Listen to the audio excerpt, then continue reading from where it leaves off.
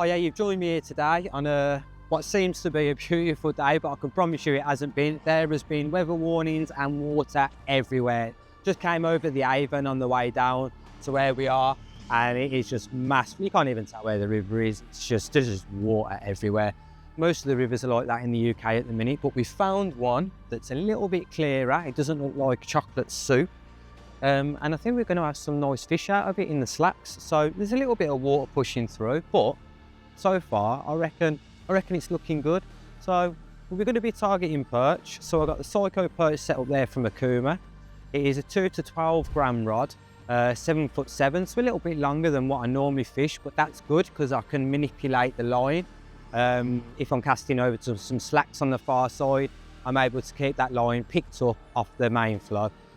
So perfect for that. We're going to be fishing the Ned's BLT, so finesse style, and I like fishing this low and slow. So the setup is weighted to be tip heavy. So that's the first setup that I'm going to be using. Let's go and try and catch some perch.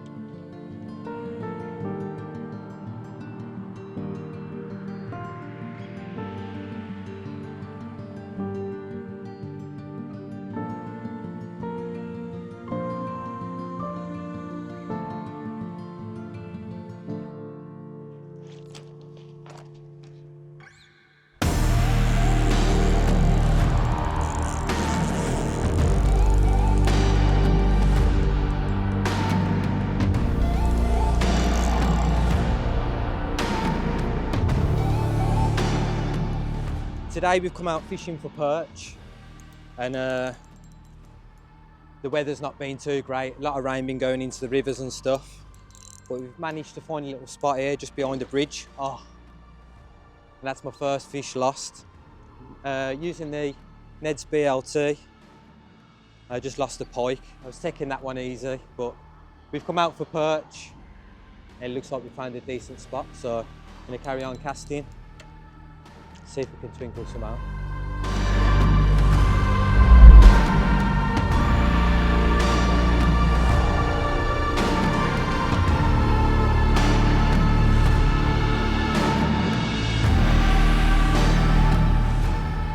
Oh, it's come off.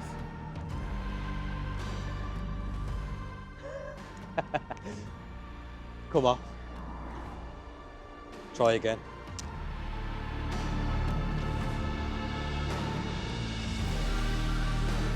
They're here, mate. They're here.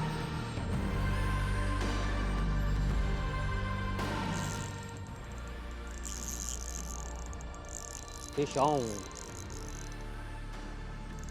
Don't think it's very big. Small perch maybe. But I've noticed that I can feel a shelf in line with the bridge, and I'm just bumping that lure along the shelf, you know. Predators love the shelves. They either sit on top looking down or on the bottom looking up.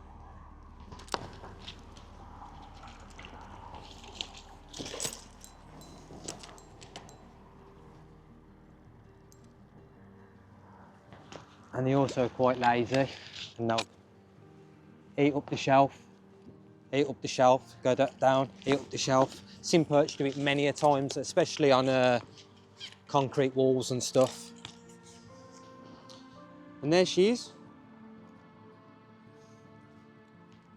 on the Ned's BLT in black. No, not an absolute monster, but plenty more to come. And being as all the rivers are in a right state at the minute, very, very welcomed. And there she goes, back. So far, we're struggling a little bit. Got to be decent fish here, got to be. I think it's our best bet with what we've seen as we've dotted around all over the place looking. We've had floods all around the UK at the minute. Everything's in an absolute mess. So to come across this and starting to you know, put some fish on the bank, it's looking like we could end up upgrading as that sun starts fading. So fingers crossed. and hopefully we'll get a few more fish. I have had a pike and a little tiny one, but we want them 40s, don't we? So let's keep going.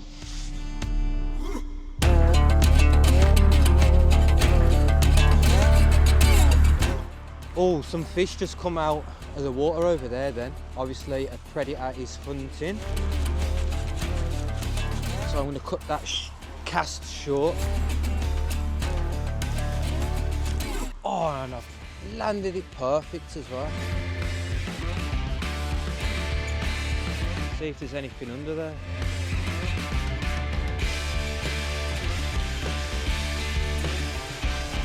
Trying to keep that line up. I mean, I like the low and slow, but sometimes you got to keep that rod tip a little bit higher just to keep it off that main flow. Line correction, all about line correction.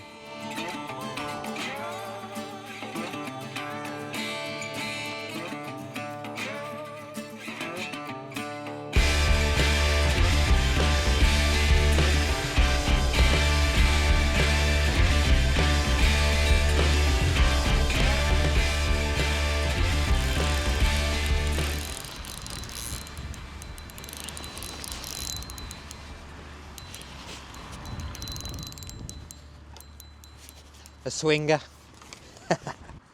Swung him in. Not a massive one, but good sign. We'll see if we can get a few more of these and just keep on upgrading. Quite a lot of pike in this section as well, so we might see one of them on the bank. Who knows? And back he goes. Love a bit of rhyming, me.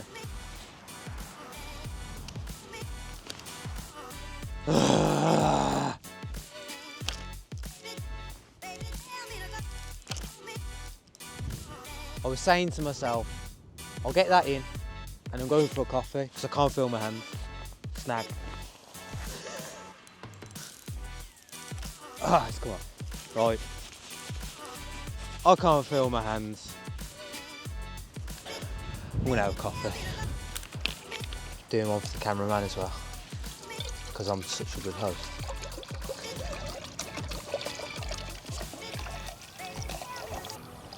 Be enough for two. We have fire.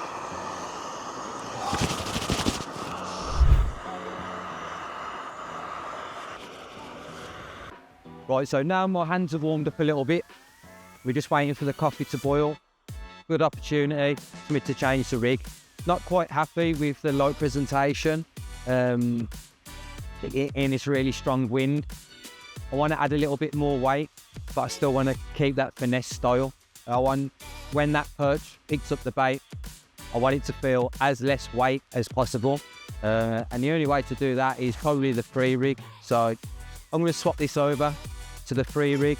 I really like it for strong currents. And when the perch picks up the bait, they don't feel the weight, straight to the rod tip. Exactly what I want. So I'm going to just swap that over while we wait for this water to boil.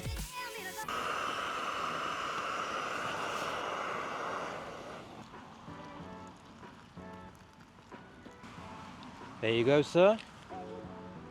Thank you. Not a problem. Let's get warm. Right, so first thing that we need to do when we're doing the free rig is we need to put a stopper up the line. That's just to stop the whole rig from going too far up and getting tangled up in the braid, which is not what we want. And we can adjust it as well. So we can have it, if we wanted to, we can have it dead direct and sharp, or we can have it a little bit free, which I'll explain in a sec when it's all done. So stopper on. We're looking at what weight we need. I'm probably going to put an offset hook on the free rig, so it's going to be weedless, which means that I can go a little bit heavier on the weight if I want to. Now I'm not that guy that's like 5 gram, 10 gram, 15 gram. To be honest with you, I ain't got a clue, but I just look at what I've got and I'll be like, Yeah, I'll do. And if it doesn't, I'll just change it later. Simple as that. But because I've been fishing for quite a long time, I'm like, I can just do it by eye. In fact, it's not that one. I want to go a bit lighter. There you go. I'm going to say that's about a 7 gram-ish. Could be wrong, don't hold me to that. Stopper, and then the jerker. Bead to protect the knot. Now I have got tungsten beads in there as well, so sometimes I'll use rubber beads so it doesn't make a noise, other times I'll use a tungsten bead. When I'm using a tungsten bead, it just helps with the weight a little bit more, and when you're pulling on the jerker, obviously it's metal on metal, so it makes a little bit of a ting ting ting under the water. Sometimes the perch like that. Today I don't think they're gonna, so I'm gonna go with the rubber. Now it's the offset. I'm actually going to change it up a little bit. So I've been using the black Ned BLT, but I'm going to go with the more watermelon red. See how we do with that. Blends in a little bit more with the bottom and some of the stuff that's floating around in the water. But an absolutely awesome colour, especially in this type of water. So watercolour, so we'll use one of them,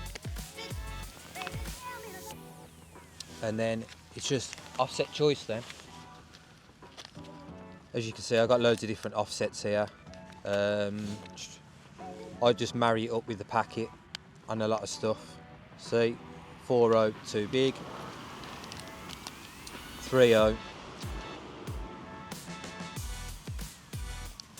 perfect, because a 3.0 is also good for the crays, and I might swap to a cray. So let's have a little bit of a think of what you might be doing a little bit later on. I have been thinking that I might put a cray in, so crayon.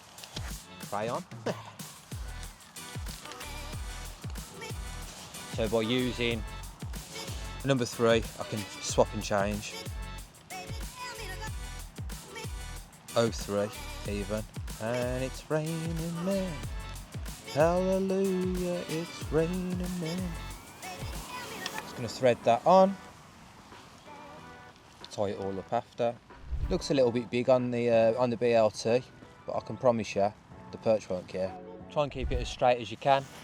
Bury the hook point in, so anything that's going to rub over the top of that isn't going to catch the hook point. When the fish bites it, pops out. Simple as that. I'm going to tie it on. I'm just going to do this fast. Absolutely awesome knot this is if your hands are cold, because it's just so simple. Make sure you hold the weight. Double it over. 1, 2, 3, 4. Stop. Bit too many, but it doesn't really matter. Don't care. I know that the knot holds. Push it through the loop. Hold the whole thing. Pull it tight. Pull it down. Wet it. Cinch it down. Push it down with your nails. Cinch it down.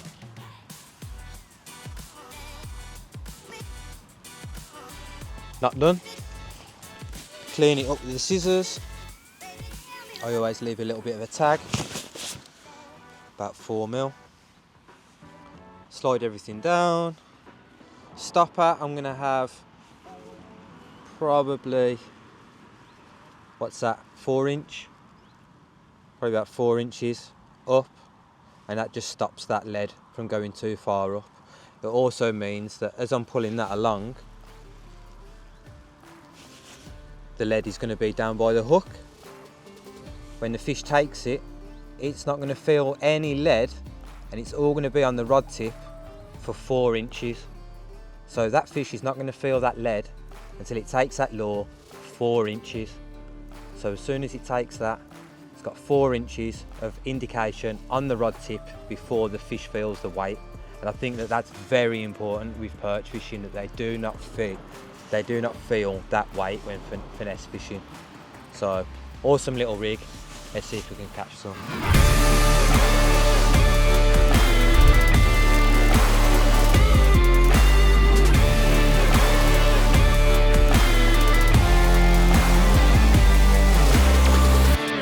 So straight away, just from changing over to the free rig, I've noticed a big difference in my accuracy against this wind. Being able to reach the other side a little bit better, and also with this flow coming through, it's keeping it down on the shelf. It's not bringing my lure up on the shelf a little bit more. So just a little tiny tweak like that has made a big difference in the presentation of my lure. So I'm feeling quite confident now that I've got it quite right. Also, with this wind, line correction is very, very important in trying to keep a very direct line, especially in these type of conditions. And that little bit of extra weight is keeping me on point. So I'm confident that if I get it in the zone of the big perch now, I'm quite confident that I'm gonna receive the right indicators on the end of my rod. I'm gonna hit it home and put a big perch on the bank, hopefully. So just gonna move a little bit further down, try the bridge, open water, features, nothing. So just gonna move a couple of meters down, and we've got like a sluice gate there that's drawing lots of water through, and it's blanked off on the left hand side. So maybe they're sitting where the fast meets the slow there. I don't know. Let's go and find out.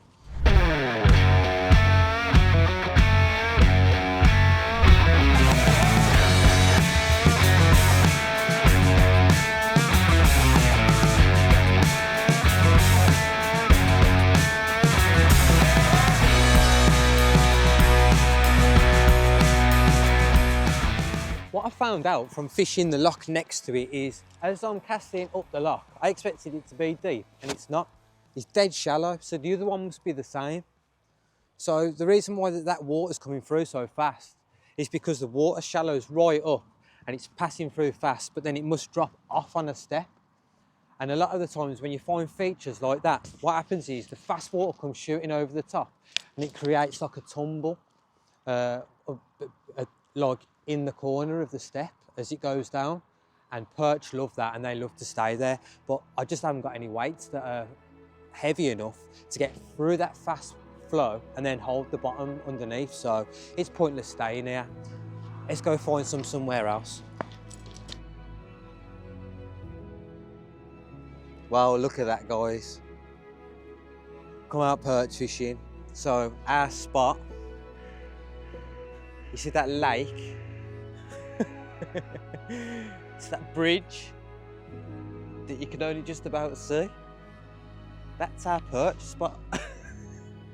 We can't even get down there. What we're gonna do? This is like the second. This is the second river that we've been to and the fourth venue that we've been to so far, and they've all been the same, unfishable. I'm a little bit stuck on what to do now, so we're just gonna have to keep on driving around until we find somewhere. They've got to be held up somewhere, and there's got to be somewhere that's going to be fishable. There's got to be, but where? Let's go and have a look and see how bad it really is.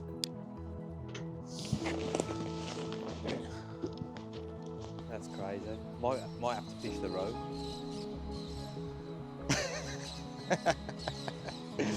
Look at that, guys. Somewhere out there, that's our spot. What we're gonna do? I mean, even the herons out in this morning trying to eat fish off the field. It's gonna be a tough one.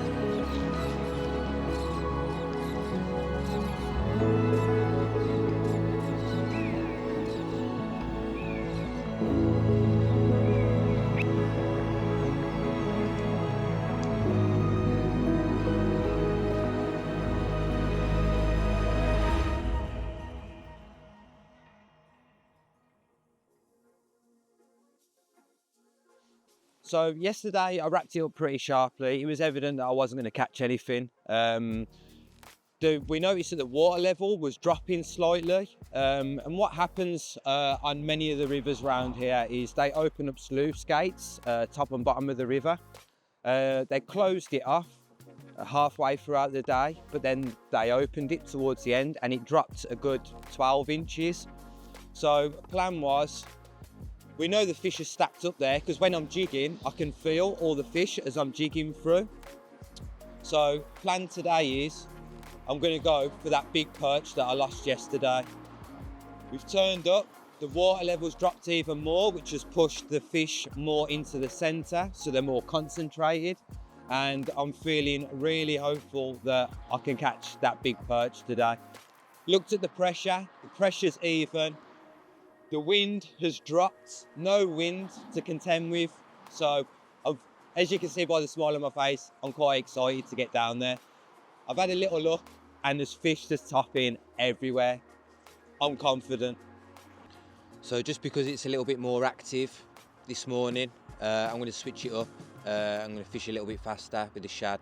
Just got that pink jig head on the front as a bit more of a target, just to make it stand out a little bit more differently compared to the rest of the bait fish, because there's a lot of fish there and they're spoilt for choice. So I want something that's similar but stands out a little bit. So nice little target on the head there.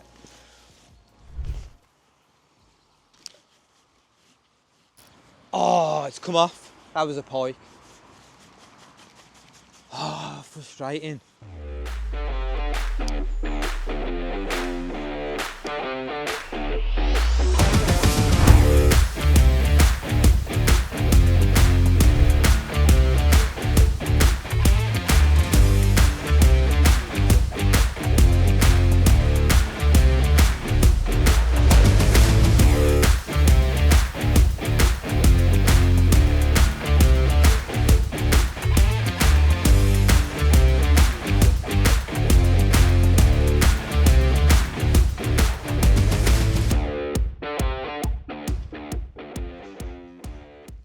So we've turned up to a different venue because I couldn't buy a bite, not off the perch anyway, on that last venue. So we changed river completely. Same sort of water clarity, a little bit murkier, but we're hoping that the fish are biting on this section. Found a nice run here where slack meets fast. That's where perch like to live. And we've got a bit of cover over there as well on the far bank. So I've got a light setup fishing down here in the slow water, and then I've got the drop shot which I could put a heavy weight on to get over on the other side. Let's try and see.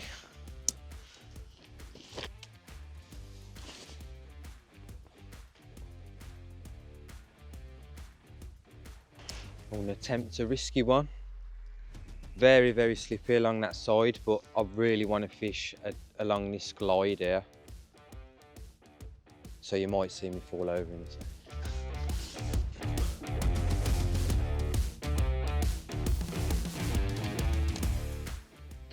Oh, the bank don't look too bad actually.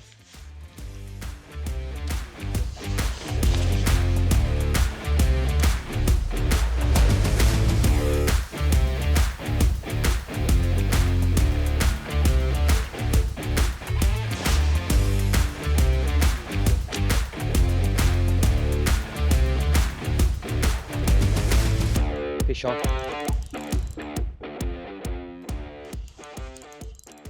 Only a small perch, but our first fish of the day.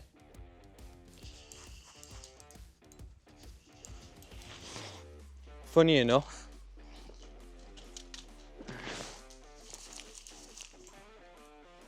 I wasn't doing anything to that lure. It was just sat there.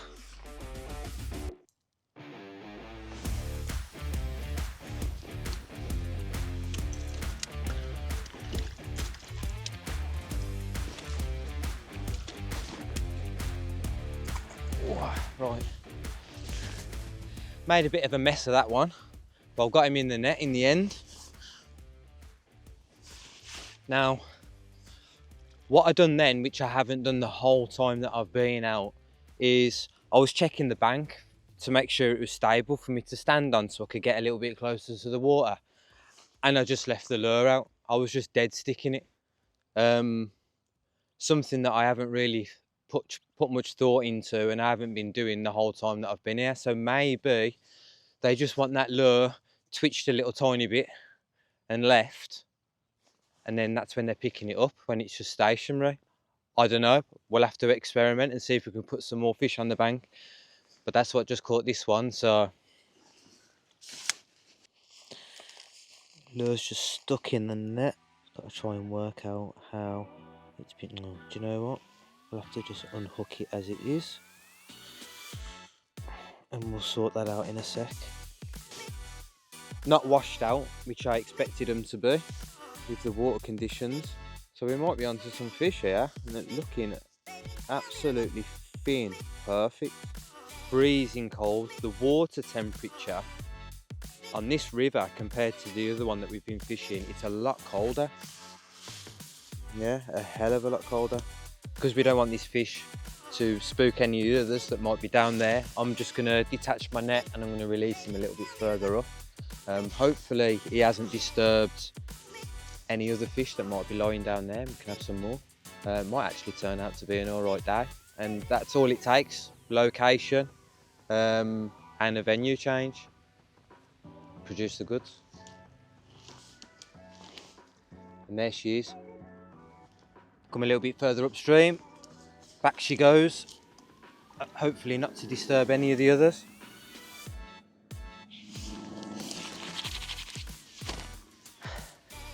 Finally, it's a bit of a crawler, but finally we've managed to put a decent fish on the bank, and I can't wait to see if there's any more. Right, just sorting out the BLT on the jig head. She got tangled up in the net as it was hooked. That's what I'm having the fish on. Ned's BLT, and I think that might be about 5 gram. Usually I'm using like 3.5. That's slightly bigger, so yeah, probably about 5 gram. Just holding the current, just dead sticking. Just dead sticking. Cast out and do nothing. Few twitches, then nothing.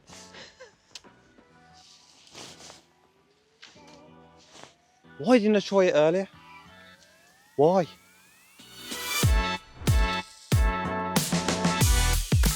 Welcome to the kitchen. We're allowing ourselves to have some food now we've caught some fish. Always nice to have a bit of a break here and there from the fishing, just to recharge and then get back on it.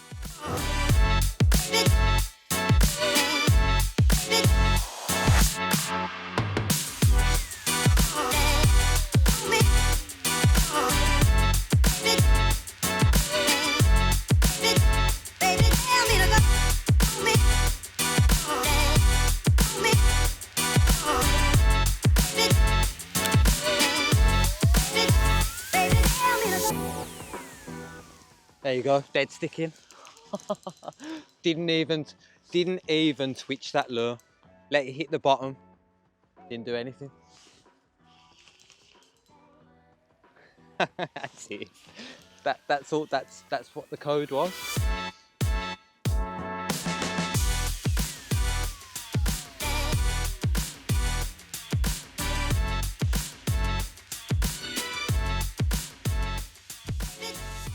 Oi. No. Out. Come on. Oh no. I can see the fish. There she is.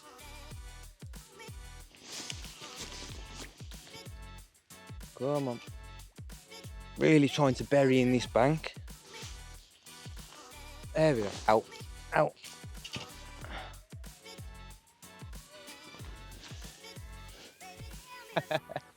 Dead sticking, that's all it was.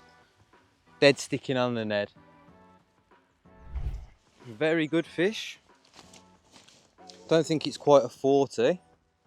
Don't know, we'll have to get the measure out. A very nice fish indeed, as you can see. Ned's BLT wrapped up in the net there. But we found them. We found them. and we cracked the code at the same time. Beautiful, beautiful marked fish. See quite high white sides, and got some nice orange scales there on the belly. Usually means that they're a crayfish muncher. 40, 1, 2, 3, 43. Get in. We managed the 40. I didn't expect that to go 43, if I'm being honest with you. Let's get him back. A little bit further up again, so we don't disturb the others. There's got to be a group down there. 2 days. 2 days. But we gotta. Perseverance, location change, stick with it, and just keep on grinding, trying to work out that code. And that is what has produced that beautiful fish there. Absolutely stunning. Right, let's get it back.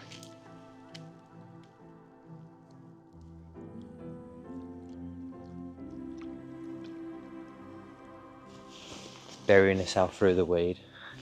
Get in. We've managed the 40. Okay, it wasn't from the location, the other location that we was trying to get one from, but who cares? Okay, so we're going to call it a day. Sun's going down. I haven't got any more time to spare on the bank. Long drive home. Thanks for joining me. Eventually I'll put some nice fish on the bank for you, and you can see, well, I haven't seen a lot of dead sticking videos, to be fair, and it mentioned a lot about holding the lure still can sometimes produce your fish. So there you go, proof in the pudding. Sometimes less is more. I'll see you again on the bank sometime.